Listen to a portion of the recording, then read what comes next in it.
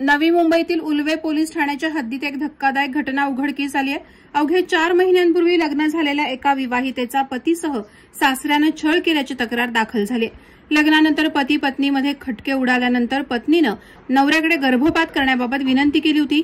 मात्र पती आणि सासऱ्याने आधी धर्म परिवर्तन कर मगच गर्भपात करण्याची परवानगी देतो अशी धमकी दिली।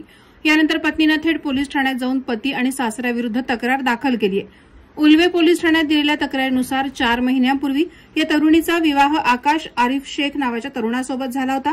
दोघांनी प्रेमविवाह केला होता। मात्र या लग्नाला मुलीच्या घरच्यांकडून विरोध होता।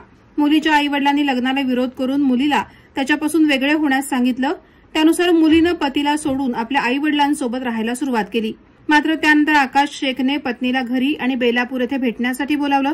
दोघांचे फोटो व्हायरल करेन, बॅनर बनवून फोटो लावेन, तुझ्या चुलत्यांची आणि खानदानाची बदनामी करेन अशा प्रकारची धमकी देत आकाश शेखने तिच्यासोबत शारीरिक संबंध प्रस्थापित केले।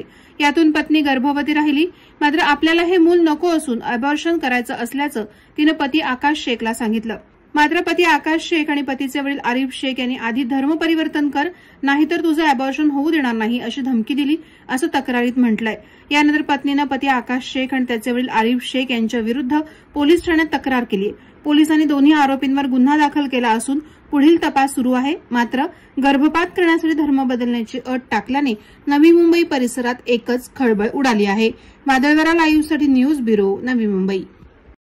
नवी मुंबई व रायगड जिल्ह्यातील ताज्या बातम्या आणि घडामोडींसाठी सबस्क्राईब करा वादळवारा लाईव्ह चॅनल आणि दाबा बेल आयकॉन।